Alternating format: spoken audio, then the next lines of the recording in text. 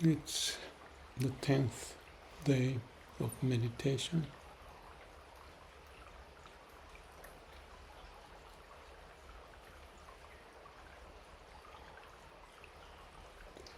My right leg or foot hurt when I was sitting. I get numb. So I was a bit concerned. I counted 1 to 10, no, 60, and 10 times. Fairly consistent. And I may run up from 60 to 61 to 3. Just keep on going, and then I notice it, but not too far. 63 or so, then I got to 4, 5, 6. That was kind of interesting. But I could be aware. So that's the thing. Be able to sit quietly. I paid attention to my right foot and the balance. The story I usually pick up like a bird sitting on the electric wire, finding the right position. In this case, front and back, right and left, and balance. So I start to pay attention to my posture and the balance. That took a fair amount of paying attention. And the thought popped up is, if my whole body is I, meaning detection of what's going on inside of me, all the cells,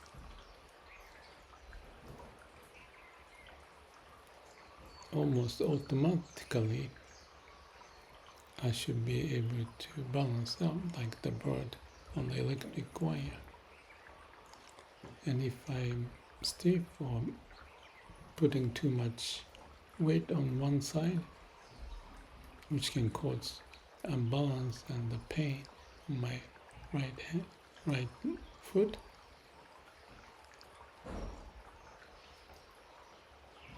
that's how I paid attention. It's like, where's the bottleneck point to have the perfect balance? And it's okay to shift the weight a little bit forward, backward, and posture, so there's lots of variables. But if my whole body is I, without mind trying, it should autonomously balance like the bird sitting on the electric wire. I thought about standing on the board, surfboard, riding the wave.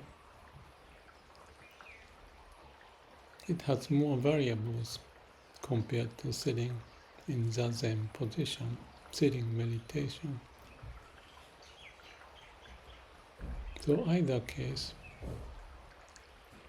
you have to learn, be conscious of unconscious, detect all body is I. Briefly, I thought about Jerry Lopez. I heard that my friend told me that Lopez had the meditation going on. He's a surfer in Hawaii.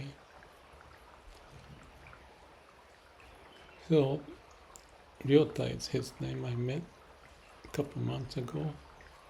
He told me that story, and that's why he got into Zen, because of surfing.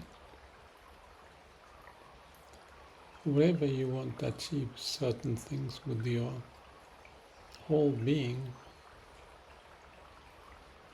you come up with the point of challenging yourself, so to speak, to figure out what can be done better. So Jerry Lopez spent lots of time in meditation, I understand. So is Yota, and in my case, Zazen. All similar, using the whole body awareness and to be not caught up in the mind. So, calm and quiet mind, pay attention to your whole being,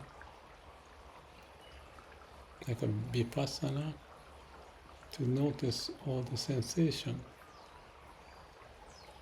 every point of the body at the same time.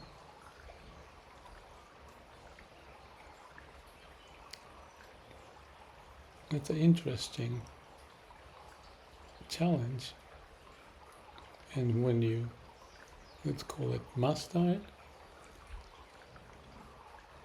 you can sit at ease. But if you look inside of what's going on, there is that unconscious adjustment, knowing where the balance is, like a bird on the electric wire, sitting on the wire, or put the leg holding the electric wire. It's a very, very basic, simple stuff. Have your mind empty. Like in the case of surfing,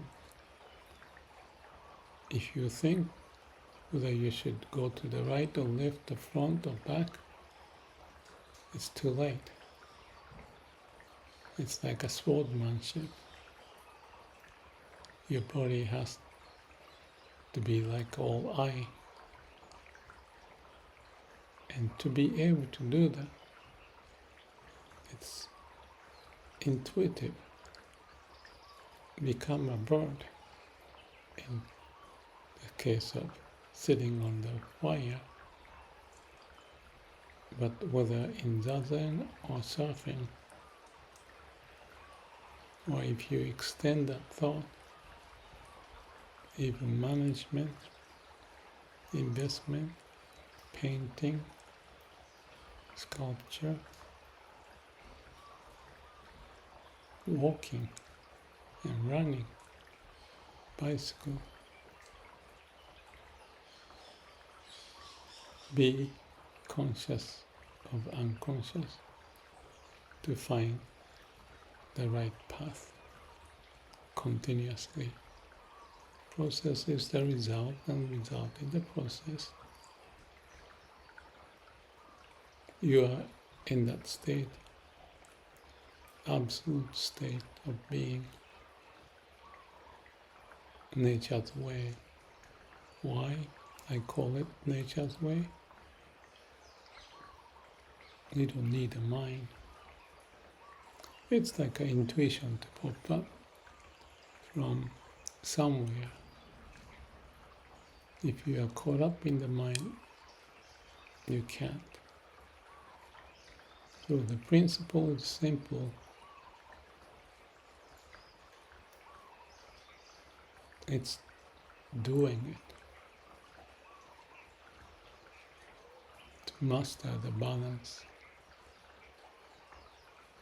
find the way.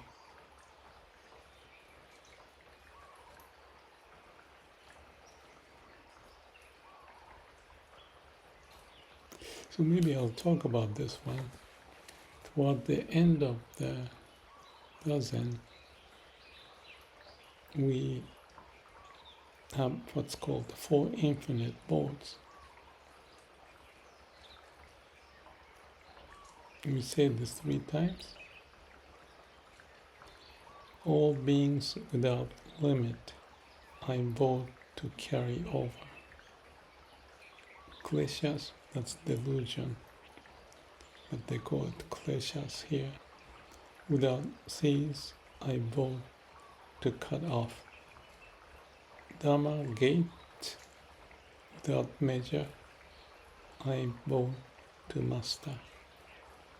Buddha, ways, without end, I vow to fulfill. I remember in Japanese, and when they chant, I just think in Japanese. Shujo muhen seigan do honno mujin seigan dan homon muryo seigan gak mutsudo mujo seigan jo. Those are the 4 infinite vows in Japanese. But every time we do this, because here we do this in English, I see the difference of English and the Japanese, and I cannot say it even if I may know English by now. The point, I don't know if I should say it, but for the sake of your understanding of me and for you to make good judgment, I'll share. So all beings without limit, I vow to carry over. It's a vote, so, but I feel it's impossible. In Japanese, shujo muhen say gando. It's saying the same thing, but there's no I. Just to say gan. Gan is a pray kind of thing. When you pray, there's no you. That's what I see it. So the I that I see here, in English there's always I. Keshas, which is bonno. Bonno is delusion. Without cease, I vow to cut off. If there's I to cut off, who is that I? That's what I wonder about. I shouldn't exist. And that's how the bonno, or kleshas, they call it here, to cut off. It's not cutting off, it just resolves. But it's okay, it's a boat, so orientation. But the point, the rest I'm not going to go through. But like this, I vow to master, I vow to fulfill. Same. It may sound paradoxical, and that's what it is, and let's accept it. There's I, and there's no I. There's mastering, and you don't master without mastering.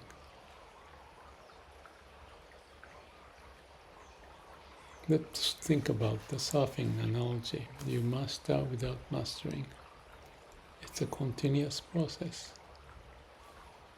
Every unmastering is a way to go back.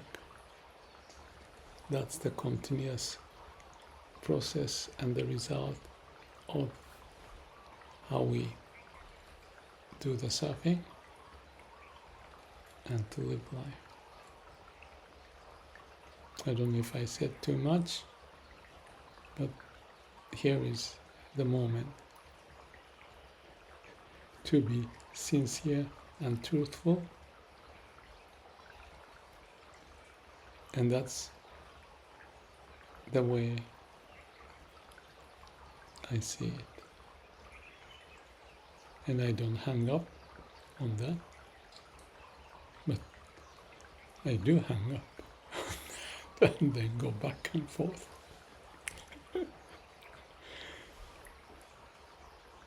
Let's find the path by not getting into the wrong direction, whether it's the position of my foot, right foot. I'm working on it. Thank you. I said I'm working on it. I'm working without working on it. That's how I work on it.